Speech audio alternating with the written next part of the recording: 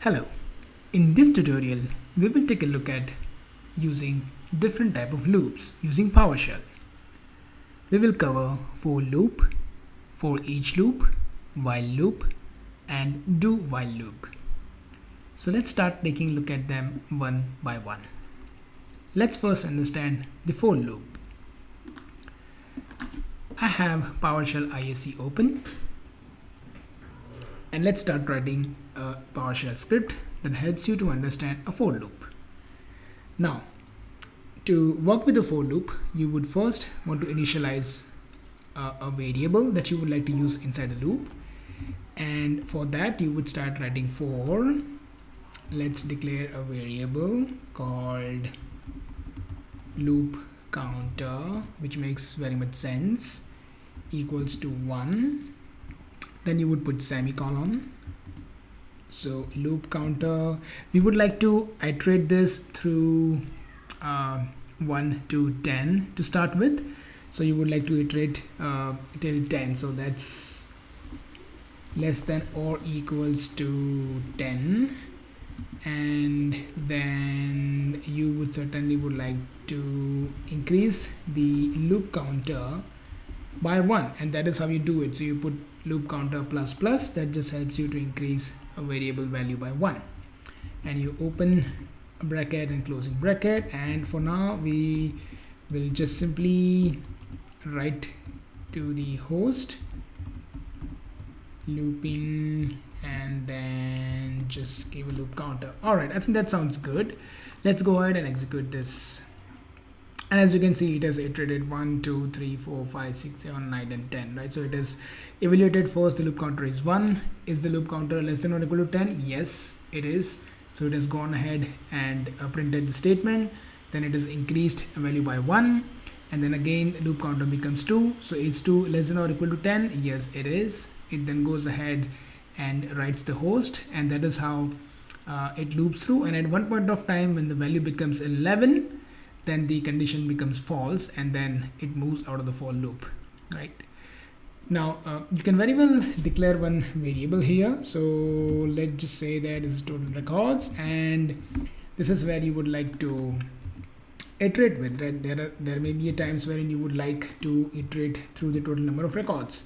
So if you define this, you get a similar results. If you instead of 10 give 15, you will then get 15 iterations, right? You can also start with any other number, and that would be the starting range of the counter. So if you give 5, it would go till 5, from 5 till 15, right? So I hope this simple example helped you to understand the for loop. All right, now let's take a look and see how do we understand the while loop using PowerShell. Now to work on the while loop, we will take a simple example to find or keep finding a number that is divisible by 7 with the remainder of 0. So to start with, let's declare one variable called random number, and for now let's initialize it with 1, and now we will start a loop called while the random number not equals to 0, or rather let's put it a reminder of 7 that is divisible by 0 is not equals to divisible by 7, I'm sorry, is not equals to 0. Then you open a bracket and closing bracket. Now what do you want to do within this while loop? Now what this means is this loop will continue executing unless the random number is such that the remainder of 7, the divisible by 7, gives us 0, right? So what we need to do is let's first write the number here, random number, right? And let's generate a random number, right? So how do we actually generate the random number? So you will say get random. You would like to give a minimum number which is 1, and then a maximum number which is 7, and that is how I want to give it, or even let's say maximum number is 10. And then you would want to assign this to a variable which is again a random number equals to, so what this does is this gets the random number, and then stores it into the random number variable, which ultimately we are using, right? So what this will help is it would keep generating a number unless your random number divisible by 7 becomes 0, right? So let's also do one thing. Let's also add a delay of just 1 second after we write the output in the output window using write host. So the way we put the PowerShell for 1 second of delay is start sleep. All right, and then you need to give a milliseconds. If you would like to wait for a second, 1 second, you need to put 1000 as a number in the milliseconds. So let's give a try and let's see the output.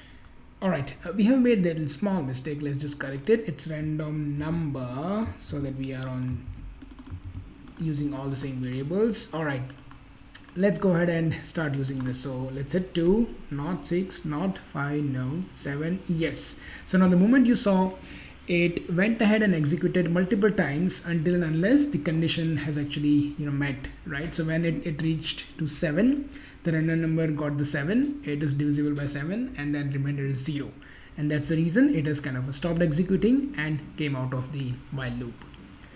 I hope you understand a simple example of using this while loop. All right, in this example we will take a look at how do we use do while loop. Now I would like to take up the same example which we used for the while loop, because it becomes really easy to understand. Now if you consider this example, what this means is we are initializing the random number as 1, and then we are using the while loop and then a statement. So you know that this is definitely going to execute one time, right? Because it is going to get inside the loop. That is what is always true, right? But there is a very well possibility that if you just copy this get random formula here,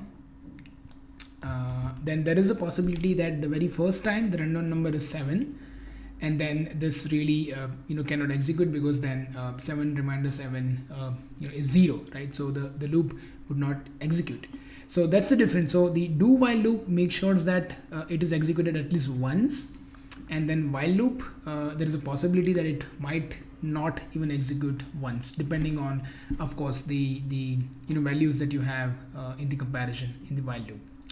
Now let's take a simple example here. Let's just tweak it to understand the do while loop, and let's again change it back to 1, right? So what we need to do here, so we just copy this, we cut this rather, let's just cut this, let's put do, and you just have to write that while condition statement over here.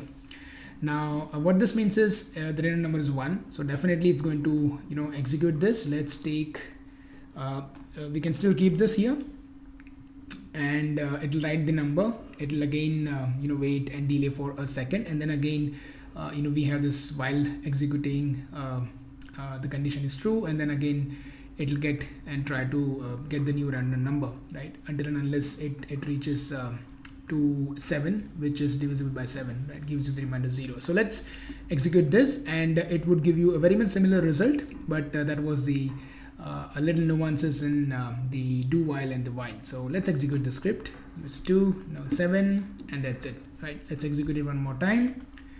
It's 2, 2, 9, 5, 5, 9, 9, 3, 2, 7, and that's it, right? So this is how you can work with do while loop as well. I hope this simple tutorial also helped you to understand do while loop. Now let's understand how do we work with for each loop.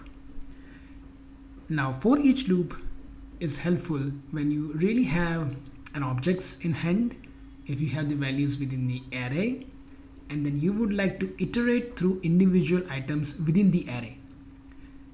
So let's take an example of array, and then we will see how do we use the for each loop.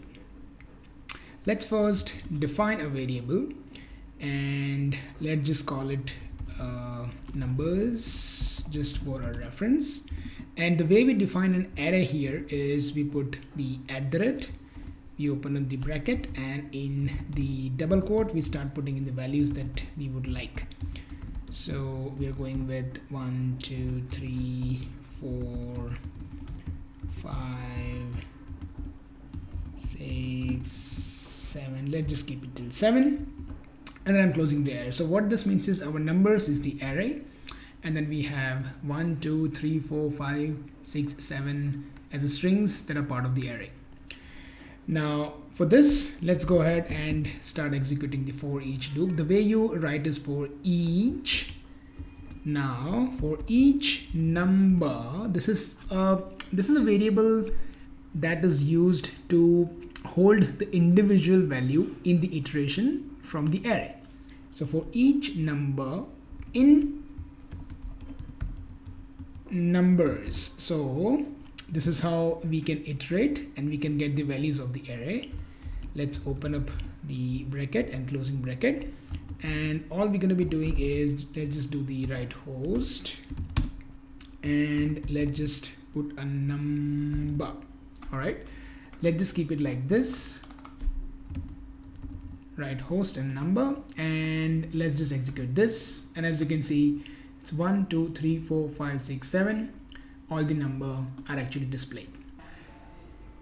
I hope these simple examples helped you to understand 4 different type of loops. That's for loop, for each loop, while loop, and do while loop. I thank you for watching the video.